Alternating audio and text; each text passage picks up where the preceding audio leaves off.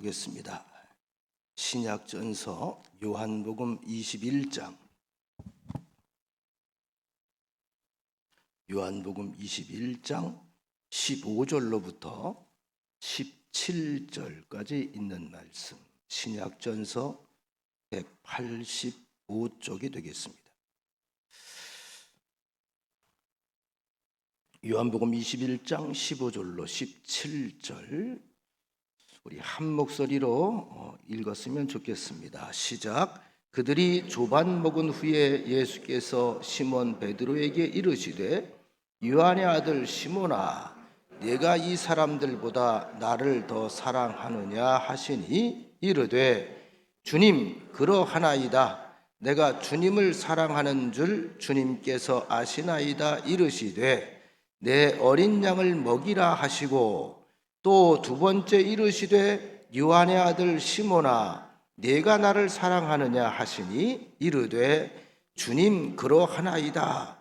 내가 주님을 사랑하는 줄 주님께서 아시나이다. 이르시되 내 양을 치라 하시고 세 번째 이르시되 요한의 아들 시몬아 네가 나를 사랑하느냐 하시니 주께서 세 번째 네가 나를 사랑하느냐 하심으로 베드로가 근심하여 이르되 주님 모든 것을 아시오매 내가 주님을 사랑하는 줄 주님께서 아시나이다. 예수께서 이르시되 내 양을 먹이라. 아멘. 예수 하면 떠오르는 게 사랑입니다. 하나님 하면 성경 전체를 통해서 우리에게 전달되는 가슴 뭉클한 메시지는 하나의 단어, 사랑입니다. 사랑.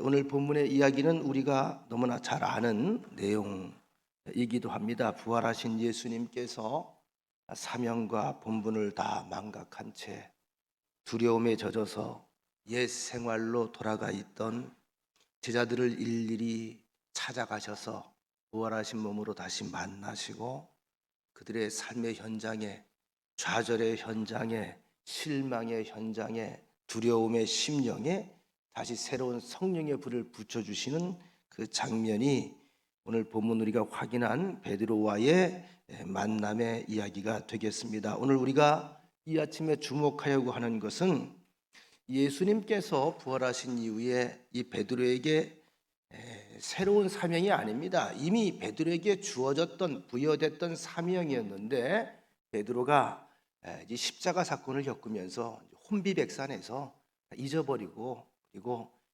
예전에 본인에게 부여했던 사명이 무엇인지조차 모르고 있는 상황에서 절대절명의 절망의 상태에서 하나님께서 다시 그에게 사명을 재확인시켜주는 장면인데 이 사명을 재확인시켜 주시기 전에 똑같은 질문을 세 번이나 하셨다는데 그 하나님의 주된 의도가 있습니다. 그 질문이 뭐였죠? 네가 나를 사랑하느냐? 요한의 아들 시몬아 네가 나를 사랑하느냐? 이걸 물어봤어요. 따라합시다. 네가 나를 사랑하느냐? 자, 너는 누굽니까? 베드로. 나는 누굽니까? 예수님. 베드로 네가 나 예수를 사랑하느냐? 제자가 스승으로서 사랑하느냐?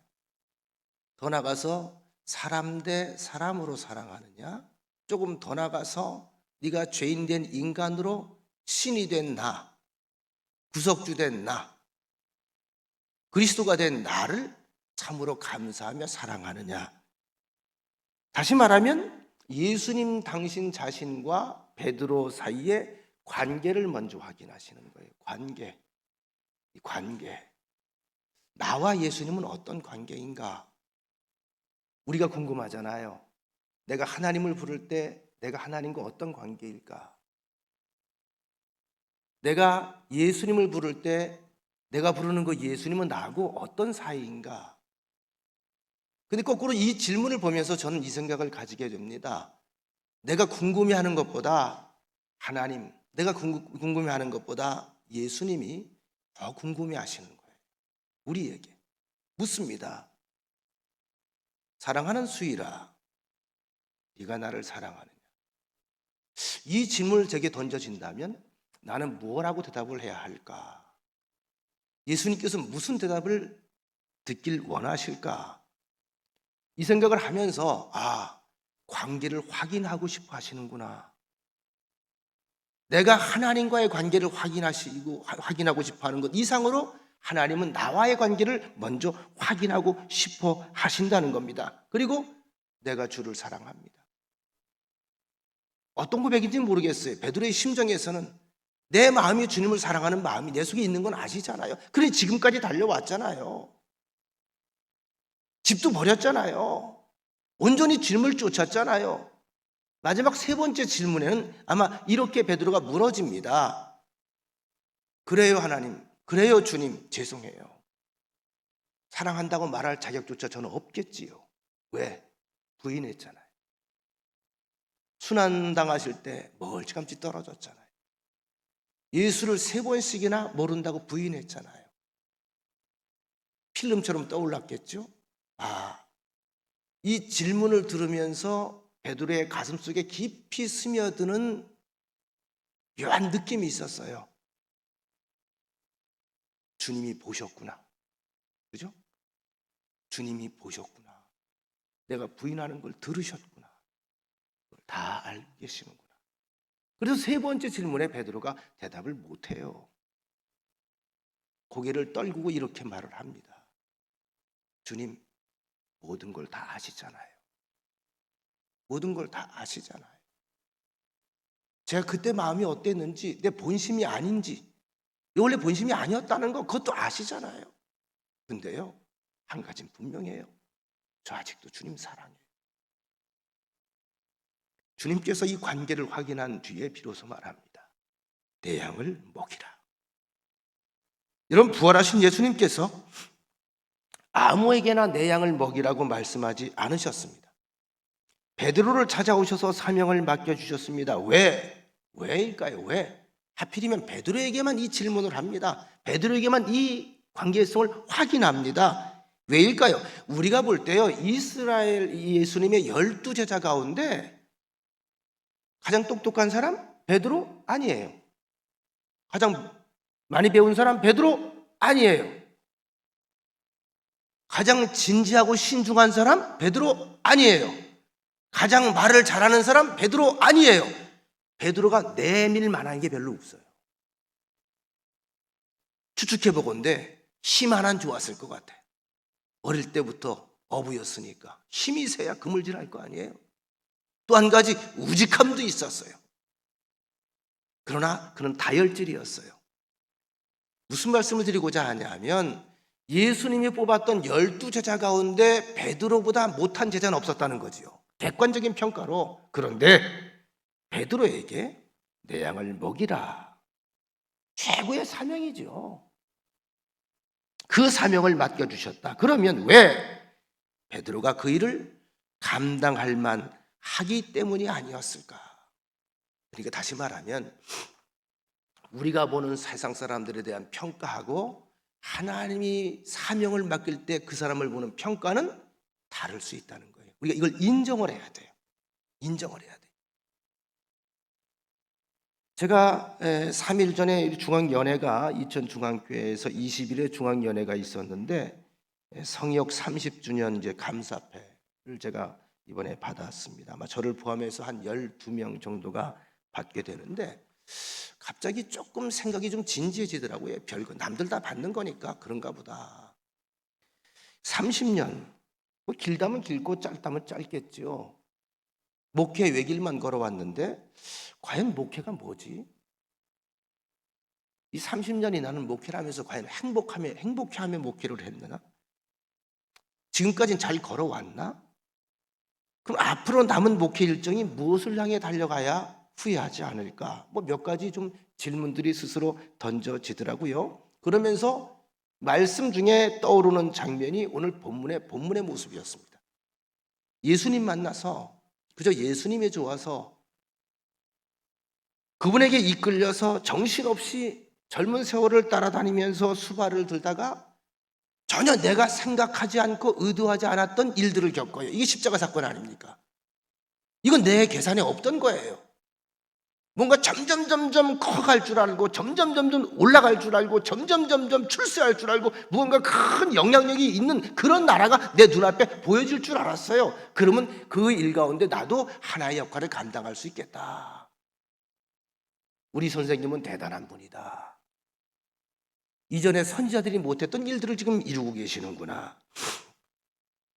그러다 십자가 사건을 겪으면서 멘붕에 빠져있던 베드로를 다시 찾아온 예수님.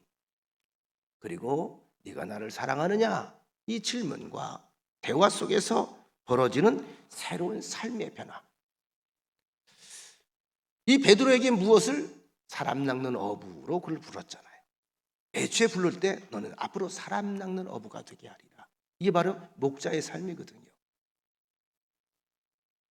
실제로 그날 이후에 베드로는 평생 순교할 때까지 주님이 맡겨주신 양을 먹이는 일에 전념을 하다가 복음 증거를 위해서 평생을 살다가 결국은 순교를 당하고 천국에 들어갑니다. 이 사명이 그가 살아야 되는 이유였고 이 사명이 그가 죽어야 하는 이유였습니다. 저는 은혜가 되더라고요. 이것 때문에 살았다면 이것 때문에 죽어야지. 에베소서 4장 1절로 3절 말씀 잠깐 확인해 보고자 합니다. 로마의 감옥에서 사도 바울이 에베소 교회 교인들에게 보낸 편지의 한 부분입니다. 그러므로 주 안에서 갇힌 내가, 지금 옥에서 편지를 쓰는 겁니다. 주 안에서 옥에 갇혀 있는 내가 너희에게 권한다. 너희가 부르심을 받은 일에 합당하게 행하여, 우린 다 부르심을 받았다는 거예요. 여러분도 부르심을 받고 나도 부르심을 받고 다 하나님의 이름으로, 성령의 이름으로 부르심을 받게 된 것을 믿으십니까? 부르심 받은 존재들이야. 그래서 우리를 부른 그 일에 목적이 있어 불렀으니까 합당하게 행하여 모든 겸손과 온유로 하되, 겸손과 온유로 해라.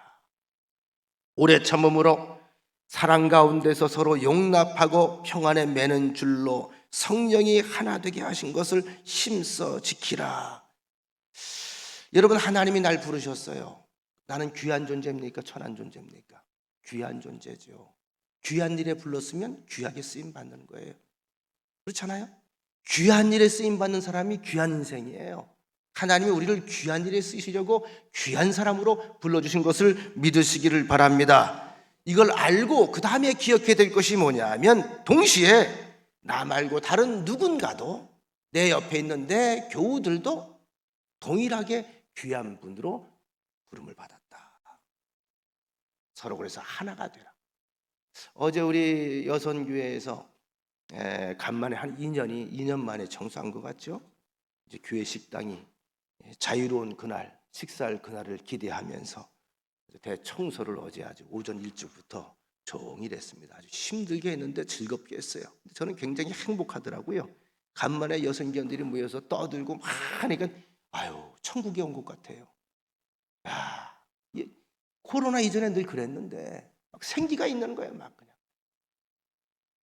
그죠? 식사도 김밥을 나눠 먹고, 그다음에 또 이제 간식은 또 족발을 먹고 그러는데, 이건 웃으라고 하는 얘기입니다. 너무 진지하게 들으실 건 없어요.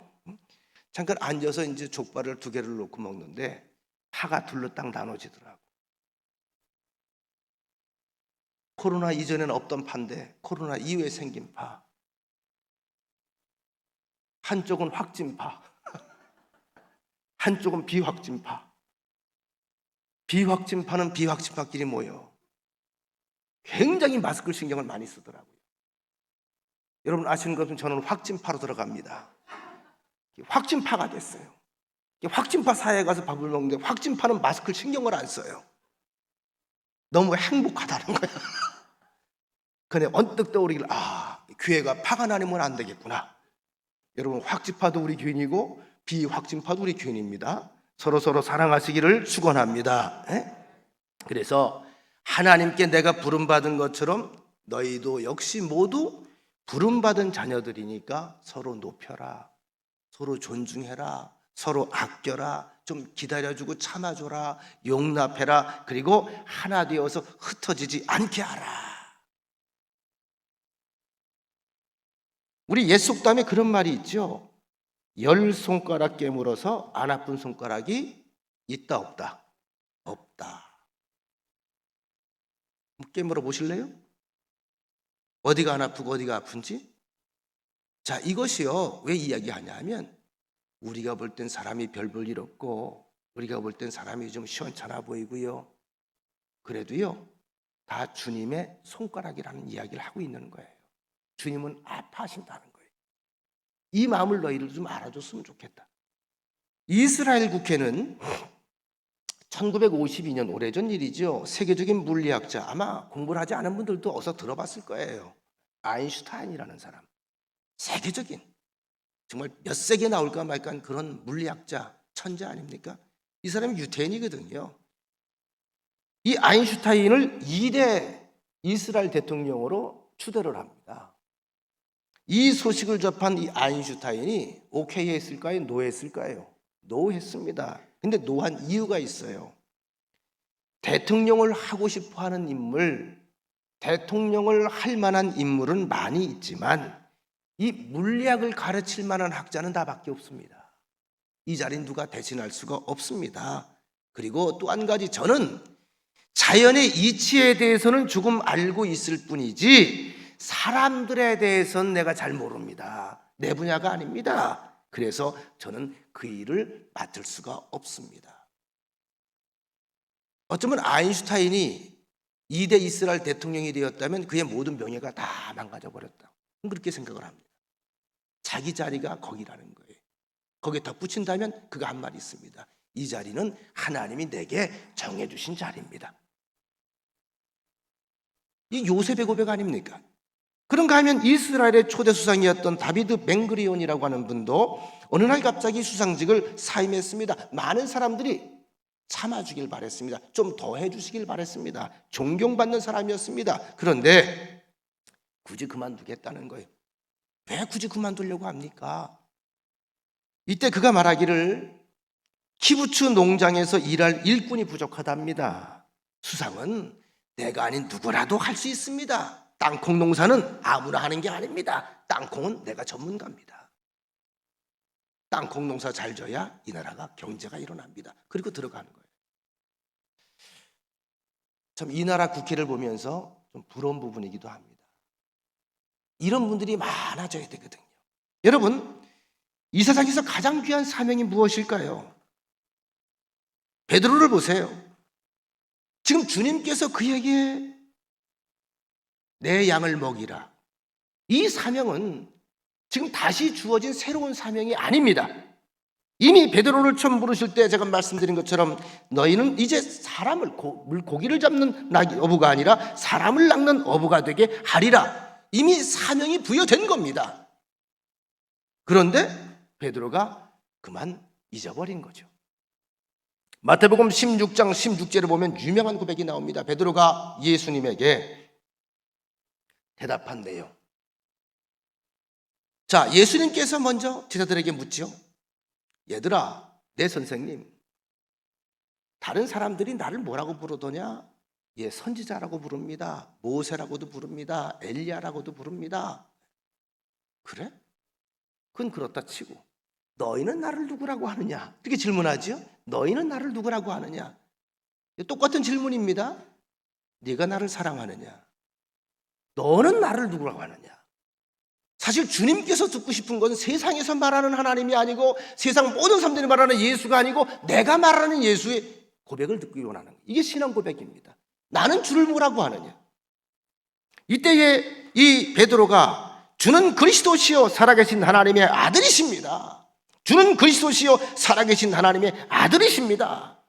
이 대답을 들은 예수님께서 이 사실을 내게 알게 하신 분은 네 부모나 혈육이 아니고 하늘에 계신 내 아버지가 너를 알게 하셨구나. 그래, 하나님이 너를 찍으셨구나.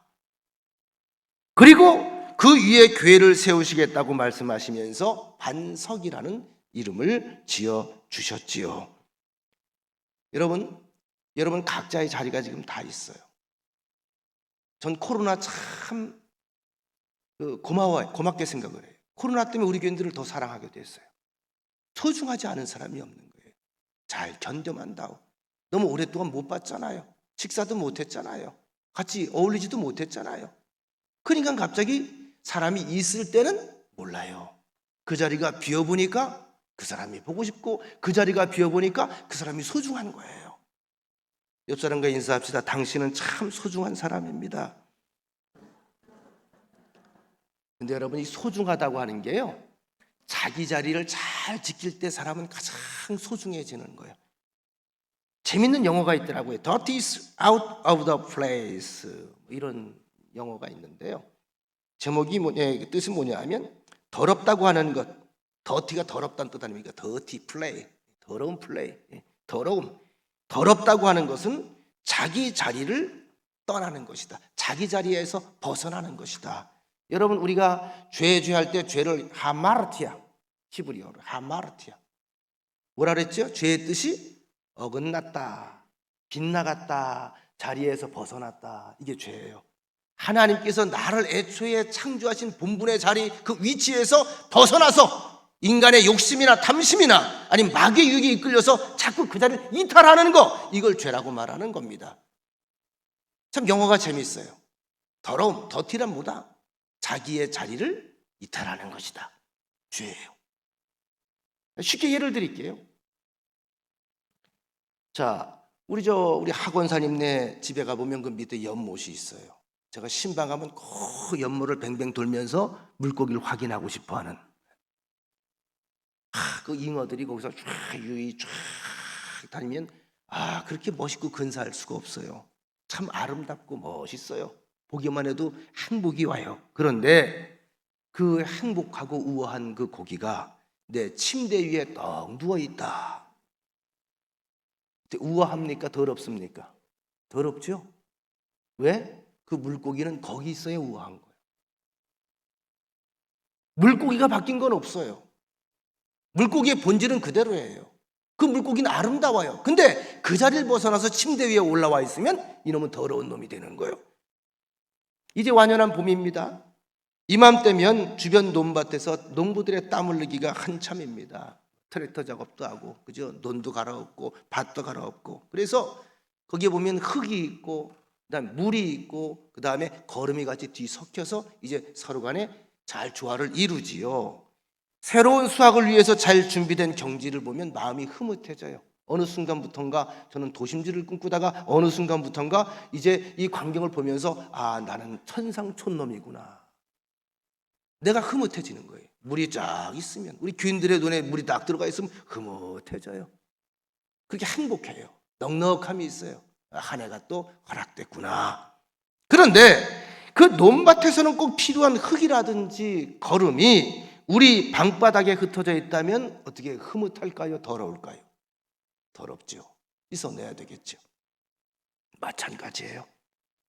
하나님께서 우리에게 주신 고유의 자리들이 다 있습니다.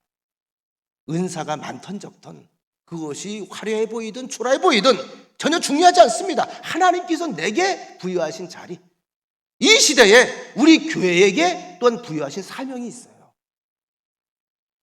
그리고 그것은 우리 임무대로 버리고 떠날 수 없어요. 사회도 마찬가지고, 직장도 마찬가지고, 가정도 마찬가지고, 교회도 마찬가지입니다. 주어진 자리에서 최선을 다할 때 그 사람은 여전히 고귀한 인생을 살게 된다는 사실을 기억하시기를 축원합니다. 자, 그러면 예수님께서 왜 베드로에게 이 사랑을 3번씩이나 확인하셨을까?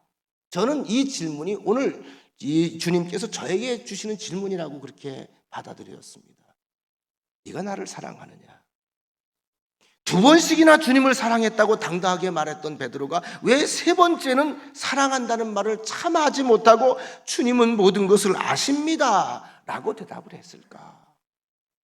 주님 아시잖아요. 주님 모든 걸 다 아시잖아요. 사랑한다는 말 못했어요. 주님 아시잖아요. 그리고 그 대답을 듣고서 예수님께서 내 양을 먹이라 말씀하셨을 때에 무엇이 달라졌을까? 조금 우리가 성경을 볼 때는 제가 얘기하죠, 상상력을 좀 동원해라. 내가 베드로였다면, 내가 예수님이었다면 이 질문의 의도가 뭘까? 베드로가 왜 3번째 질문은 이렇게 고개를 떨구고 주님 다 알고 계시잖아 야라고 얘기할 수밖에 없었을까? 먼저 예수님이 베드로와의 사이에서 확인하고 싶은 관계가 있었습니다. 뭐죠? 사랑의 관계예요. 그리고 내 양을 먹이라는 건 사명입니다. 사명, 목자의 사명. 그 전에 꼭 확인하고 싶은 게 있었다는 거죠. 그게 뭘까요? 사랑의 관계. 네가 나를 사랑해야 내가 너를 위해 생명을 내어준 것처럼 생명까지 내줄 정도로 사랑해야 내 양을 먹일 수 있다. 예수님의 십자가, 당신 자신을 다 소모해버린 거잖아요. 다 산화해버린 거잖아요. 온전히 기름으로 제물로 다 내어준 거잖아요. 흔적 없이 내어준 거잖아요. 이게 사랑이라는 거예요. 이게 사랑이라는 거거든요. 베드로에게 지금 그 엄청난 질문을 하고 있는 겁니다. 너도 이렇게 나를 사랑할 수 있냐? 내가 너를 이렇게 사랑한 것처럼 너도 이렇게 나를 사랑할 수 있냐? 그래, 그러면 그 다음에 내 양을 먹일 수 있어. 여러분, 이제 그런 이야기가 있죠. 사람의 첫사랑은 감정을 따라서 들어오지만 그 다음에 사랑의 관계를 유지하려면 감정만 가지고 돼요? 아니면 의지와 결단이 필요합니까? 의지와 결단이 필요한 거예요. 오스왈드 챔버스라고 하는 분이 있습니다. 주님은 나의 최고봉이라는 책을 썼습니다. 그 책에서 이 부분을 이렇게 말하고 있습니다. 지금 베드로는 나를 사랑하느냐? 네가 나를 사랑하느냐? 라고 하는 주님의 뼈아픈 질문의 의미를 깨닫기 시작하는 거예요. 이게 무슨 의미일까? 사랑하니까 따라왔죠. 사랑하니까 따라 나섰죠. 사랑하니까 지금까지 왔죠. 쉽게 대답했는데 세 번째는 깨달은 거예요.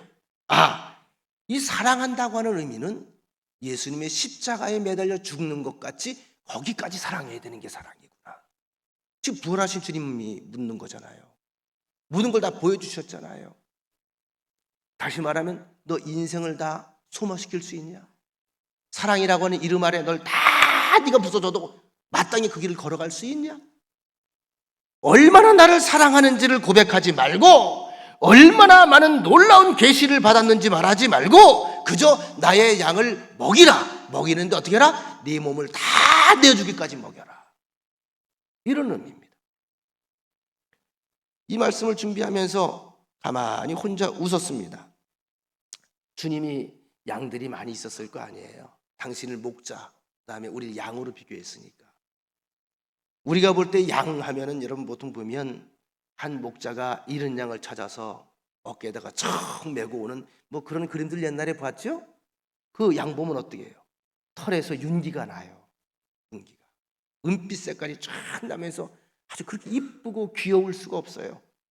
근데 저는 실제 양을 봤거든요.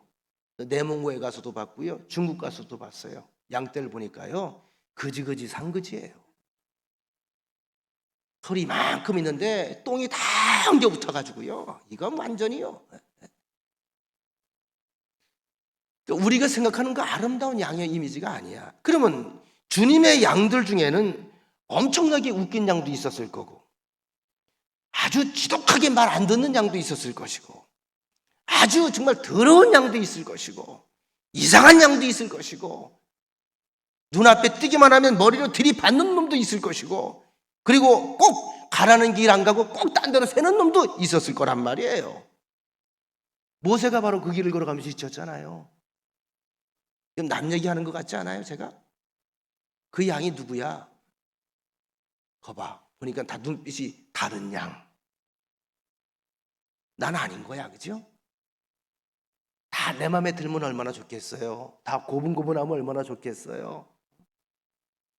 얘야, 그러면 이리 와, 그러면 이러고 오면 얼마나 좋겠냔 말이에요. 근데 그렇게 안 된단 말이죠. 이게 아주 중구난방이야. 중요한 건 이게 어려운 거예요. 그러니까 이 모든 양도 다 내 양이다. 말 안 듣는 양, 지독하게 속삭이는 양, 들이받는 양, 모든 양들이 있는데 이 내 양이다, 내 양. 다시 말하면 주님의 양이다. 이들을 다 사랑하며 네 자신이 지쳐서 몸이 산화되고 소모되기까지 사랑할 삶을 살아가라. 결코 쉽지 않죠. 그래도 주님이 그 길을 걸어가셨다는 이야기를 베드로에게 지금 확 심어주시는 거예요. 여러분, 이 사랑과 사명은 아주 밀접한 관계를 맺고 있습니다. 왜냐하면 사랑하는 순간 그 사랑 때문에 그 사랑에 충성하는 게 사명이에요. 그래서 예수님이 베드로에게 물어보는 거예요. 사랑을 물어보는 거예요. 사랑과 사명은 떨어뜨려질래야 떨어뜨릴 수가 없는 거예요. 실제로 그런 것 같아요. 우리가 신앙생활 하면서 교회 와서 봉사하기도 하고 헌신하기도 하지만은 보세요. 우리가 하나님께 대한 사랑이 식으면 우리의 사실은 열정도 식습니다. 열정. 참 이 열정이 참 중요한 것 같아요. 근데 이 열정을 누가 심어주냐 하면 이 성령께서 심어주는 거거든요. 성령의 불이 내게 열정을 심어줘요. 열정이 빠진 거는요, 정말 그것처럼 꼴보기 싫은 게 없어요. 우리 요 동네 입구에 보면 난 그 여러 번 얘기를 하는데 이 동네 사람이지만 그 뭐 말을 안 듣는다고 하니 모르겠습니다. 요 앞에 보면 무슨 큰 느티나무가 하나 있죠? 거목나무 입구에. 그 앞에 있는 집은 좀 나는 허물었으면 좋겠어. 그 앞에 집. 못 보시면 가다 보세요. 사람 안 사는 집인데, 판잣집인데 다 그냥 발로 탕 차면 팍 쓰러질 만한 그런 집인데 유리창은 다 깨져 있고 가끔 고양이가 양호하고 나오고. 다시 말하면 건물은 있는데 온기가 없고 열정이 사라진 상태가 저는 그런 상태라고 봐요. 어떻게 여러분 들어가고 싶어요? 흉측해요. 똑같아요. 우리 믿는 사람도 똑같단 말이에요. 왜 사람이 시험 들면 얼굴이 죽는 줄 아십니까? 왜 사람이 시험 들면 얼굴이 이상하게 마탱이가 가는 줄 아세요? 사랑하는 열정이 싹 빠져나가니까요. 뼈만 남는 거예요. 그러니까 어떻게 해요? 사람은 사람인데 사람 같지 않은 사람. 사랑하는 마음은 분명히 있지만 사랑한다고 해서 모든 게 마음에 드는 건 아니잖아요. 그렇다고 해서 예를 들어 제가 여러분들에게 땡빛처럼 집사님 그것도 못해? 남들 다 아는 거. 이렇게 말하면 될까? 안 될까? 권사님 그것도 못해? 남들 그거 다 열이면 열다 그 생각하고 있는데 그 생각도 못했어? 바보 아니야? 이렇게 말하고 싶은데 그 말하면 될까 안 될까? 장로님들한테도 그럴 수 있겠죠. 장로님 이건 좀 가려운데 좀 긁어주지. 남들은 다 긁어주는데 이것도 못 긁어줘? 이렇게 말하고 싶은데 말하면 될까 안 될까? 왜 안 될까? 왜 안 될까? 그건 이미 사랑이 아니에요. 그래서 안 되는 거예요. 아시겠어요? 왜 안 될까? 같이 계속 살아야 되니까. 그거 몰랐죠?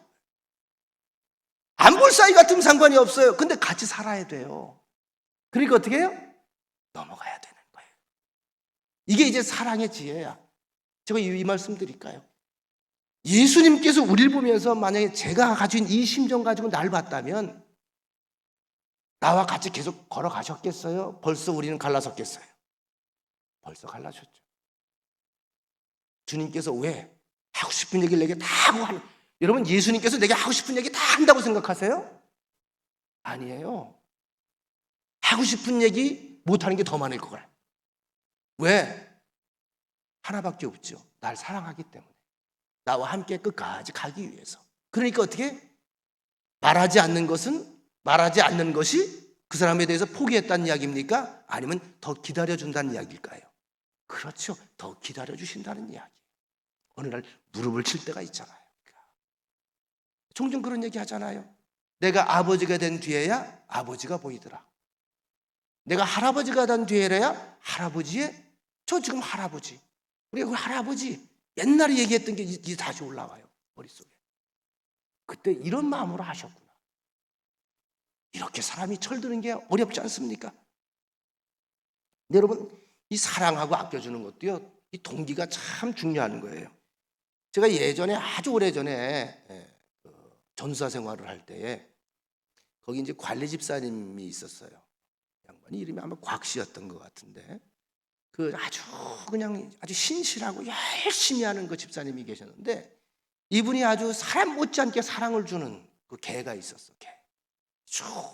어디도 못 나가. 개 때문에 들어와서 그냥 밥을 먹이고 이것도 먹이고 목욕도 시키고 얼마나 끔찍하게. 걔네가 저 사람은 참 뭔 개를 사랑해도 저렇게 자기 딸도 그렇게 목욕을 안 시키면 개만 이렇게 목욕을 시키나.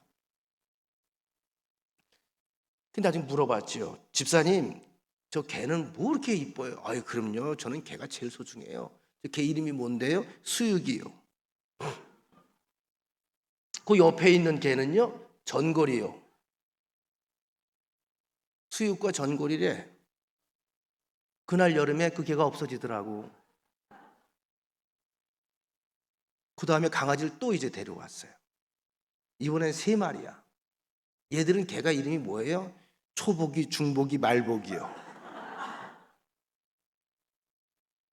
여러분, 아무리 사랑하고 정성을 다해도 그 목적이 무엇냐? 이게 이제 문제가 되는 거죠. 그 사람은 그걸 잘 키워서 잡아먹으려고.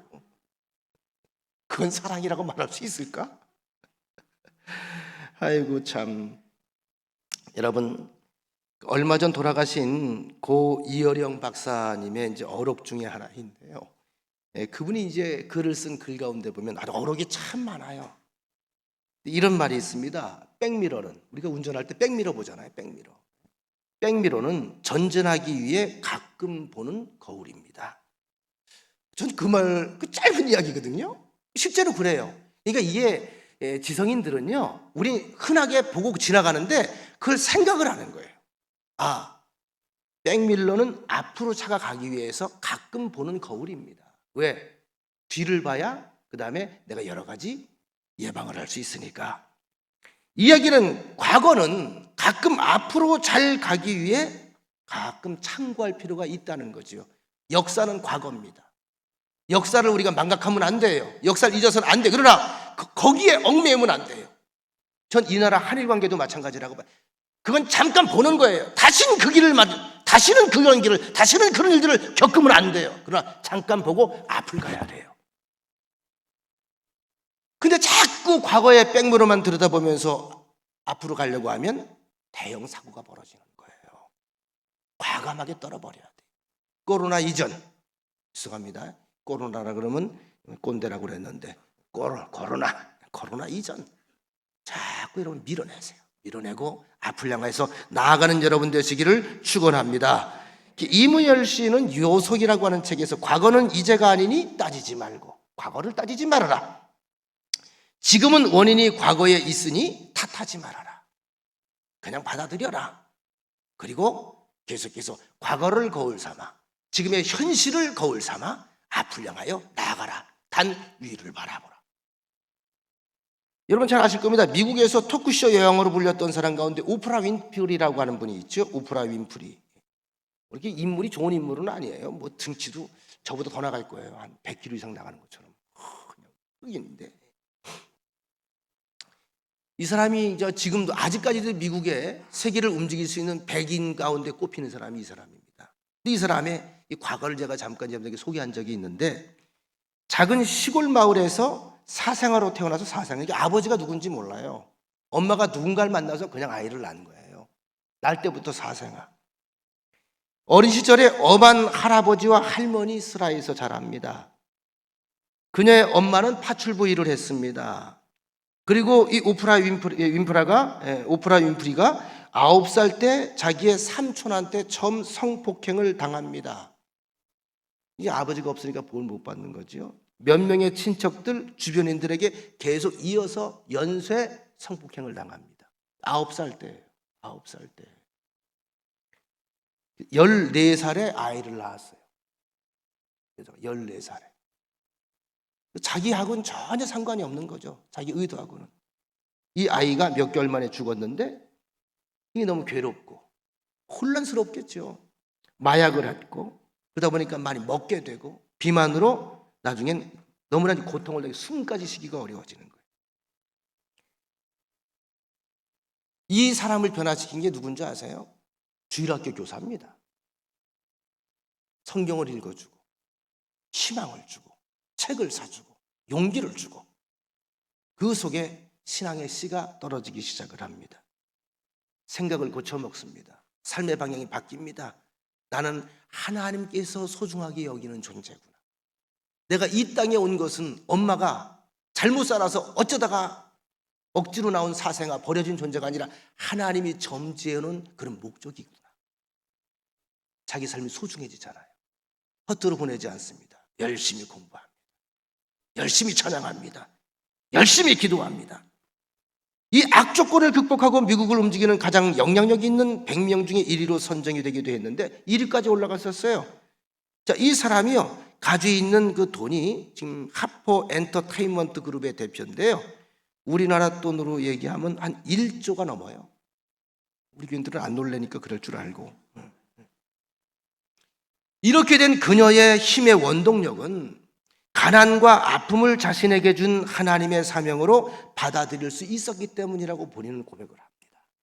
가난, 이러한 데 탄생설화, 이 아픔은 하나님께서 이 속에 내게 주신 특별한 사명이 있기 때문에 내게 이 아픔을 주셨다. 그래서 오프라 윈프리가 평생을 누구에게? 흑인들이나 아픈 이들, 사생아들을 위해서 평생 자선 사업을 계속 합니다.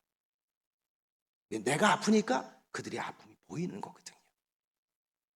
그래서 자신이 쓴 이것이 사명이다라고 하는 책이 있는데, 이 책을 쓴 것은요, 그가 이제 성경을 읽으면서 모세라고 하는 사람을 자신의 롤 모델로 삼는 거예요. 모세도 사실 그런 삶을 살았잖아요. 어릴 때부터.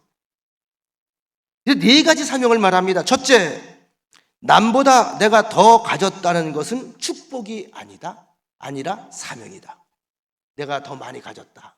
이건 하나님께서 내게 특별한 사명을 주신 것. 이거는 사명을 위해 써야 된다. 이겁니다. 그러니까 모든 게 사명과 연결되어 있어요. 둘째, 남보다 내가 더 아파하는 것이 있다면 그것은 고통이 아니라 사명이다. 아파본 사람만이 아픔을 겪는 사람을 봉사할 수 있고 이해할 수 있기 때문에. 그러니까 오프라 윈프리 옆에는 아픈 사람들이 바글바글해요. 다 끌어안습니다. 놀라운 것은 그가 끌어안는 대로 치유가 돼요. 세 번째, 남보다 설레는 꿈이 있다면 그것은 망상이 아니라 사명이다. 꿈이 주어서 두근거림이 있다면 이건 하나님께서 내게 주신 또 하나의 사명이다. 네 번째, 남보다 부담이 되는 어떤 것이 있다면 그것도 역시 사명이다. 그러니까 이 오프라 윈프리는 모든 자기 숨쉬는 것 자체가 하나님의 사명, 다시 말하면 하나님을 사랑하는 자, 그 뜻대로 부르심을 입은 자, 퍼포즈, 하나님께서 목적이 있어서 날 이 땅에 보내셨고 이 땅에 세우셨고 지금까지 내게 이런 일들을 겪게 하셨다. 아, 하나님이 날 붙들어 지금 쓰시는구나. 그런 삶을 사는 거예요. 그러니까 이런 삶을 살아가는 이 신앙의 삶에 냄새가 날까 안 날까? 안 나지요. 썩지 않습니다. 사실 이런 사람들이 교회에서 만들어져야 되는 거거든요. 예수님이 십자가에 달리시고 나서 부활하신 후에 옛삶으로 돌아가 있던 제자들에게 찾아오셔서 묻습니다. 하나 묻죠. 네가 나를 사랑하느냐? 왜 제자들은 예수님을 떠나버렸을까? 그들이 수없이 많은 기적을 보았고 심지어 베드로는 주는 그리스도시요 살아계신 하나님의 아들이십니다 라고 고백했음에도 불구하고 왜 떠나버렸을까? 그때까지만 해도 그들은 사명자가 아니라 자신들의 내 속에 내면에 채워지지 않는 욕망 때문에 예수를 따라다녔기 때문에 그렇습니다. 자, 오늘 저는 이제 말씀을 정리를 좀 이렇게 해보려고 해요. 내가 예수님을 믿고 예수님을 사랑하고 하나님을 믿고 하나님의 이름을 부르고 하나님을 위해서 기도하고 하나님 앞에 엎드려 예배드리는 모든 행위가 내 한 부분에 있는 어떤 욕망을 채우기 위해서인가? 내 소원을 채우기 위해서인가? 내가 이루고 싶은 것을 예수님을 이용해서 걸어서 이용해서 내가 그걸 채우고 내가 그걸 이루기 위해서인가? 이렇다면 우리는 가는 길이 한계가 있다는 거죠. 실망했던 베드로와 좌절했던 제자들, 그들의 모습 속에 내 모습이 있는 거죠. 주님께서 다시 우리에게 묻는 거죠. 네가 정말 날 사랑하느냐? 그럼 주님 사랑이 뭡니까? 십자가가 사랑이다. 너희가 아직 죄인 되었을 때 너희가 참 사랑의 큰 하나님의 그 큰 사랑의 의미를 귀로만 듣고 깊이 이해하지 못하고 논리적으로만 정리하고 있을 때에 내가 너희한테 사랑한다고 말했느냐? 아니지요. 십자가를 가리키시는 거예요. 모든 것을 다 소모하기까지 완전히 죽기까지 주는 것, 이것이 사랑이다. 여러분 요한복음 15장 5절 우리가 이걸 기억하셔야 돼요. 제가 이 말씀을 드리니까 아마 우리 가운데 어떤 분이 그렇게까지 내가 사랑할 수 있을까요? 그런 내가 재주가 있을까요? 그런 역량이 있을까요? 능력이 있을까요? 근데 여러분 우리가 이걸 알아야 돼요. 베드로가 그런 능력이 있었을까요? 아니면 없었을까요? 없었죠. 예수님의 11제주가 그런 제주가 있었을까요? 그런 역량이, 그런 능력이 있었을까요? 없었죠. 그런데요, 요한복음 15장 5절에 보면 예수님께서 공생기간 동안에 하시던 말씀 따라합시다. 나를 떠나서는 너희가 아무것도 할 수 없음이라. 베드로 되면, 예수님의 11제자가 되면 수많은 순교자가 순교할 수 있는 순교자가 되었던 것은 그들 스스로의 능력 때문이 아니었다는 사실을 우리가 알게 되지 않습니까? 나를 떠나서는 너희가 아무것도 할 수 없습니다.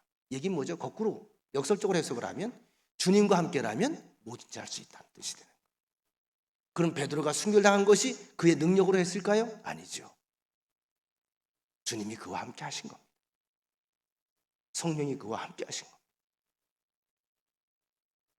우리가 이제 살아가면서 신앙생활하면서 우리가 예수 믿는 사람들이 너무 말을 쉽게 하면 안 돼요. 특별히 남을 흉보는 거 이런 거 있잖아요. 너무 쉽게 하면 안 돼. 어떤 분이 그런 이야기를 종종 합니다. 후배 목사들이 저한테 이야기하기를, 아유 선배님 이제 큰 일을 하셔야죠. 뭐 정치하라는 얘기겠지. 정치. 목회하면서 이제 뭐 연애 정치, 교단 정치 하라고 하는 그런 얘기겠죠. 그런가 하면 우리 교인들 가운데도 기도하시면서 이제 그렇게 기도해 주시는 분들도 있어요. 우리 목사님 세계를 뒤흔들 만한 큰 목회하게 하옵시고. 그 기도를 들으면서 내가 언뜻 이런 생각이 들어요. 아, 지금 내가 시골교회 무명으로 있다고 해서 이분들은 적은 일을 한다고 생각을 하는 모양이다. 가만히 생각을 해봤어요. 아무리 생각해도요, 목사에게 목회를 열심히 하는 것보다 더 큰 일은 없다고 하나님이 말씀하실 것 같아요. 더 열심히 해야지. 줄 수 있는 걸 더 줘야지.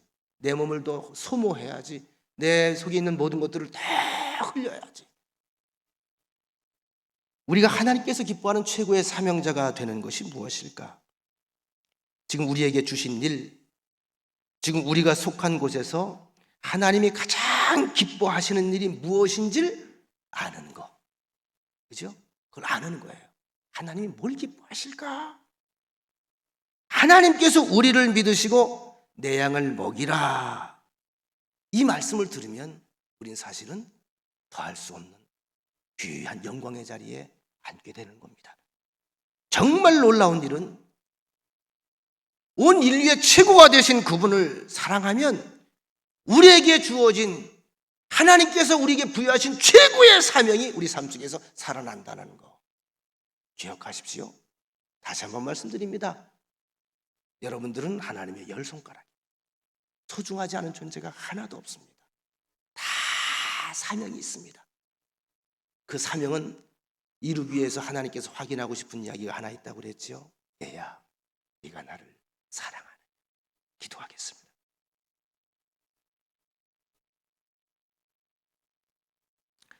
네가 나를 사랑하느냐? 네가 나를 사랑하느냐? 네가 정말 나를 사랑하느냐? 내 양을 먹이라. 주님을 사랑하는 자녀들의 일상이 사명이 되길 원합니다. 주님을 사랑하는 사람들의 하찮게 보이는 일들이라도 그곳에 주님 사랑이 있으면 그곳이 거룩한 곳이고 성지고 주의 역사가 일어나는 곳이라는 사실도 우리가 배웠습니다. 이 거룩함으로 우리가 세상을 바꾸고 이 땅을 하나님의 다스리시는 귀한 나라로 만들어가는 그런 일에 앞장서고 감사하며 그리고 순종하는 사랑의 귀한 통로들이 되게 하옵소서. 예수님의 이름으로 기도합니다. 아멘.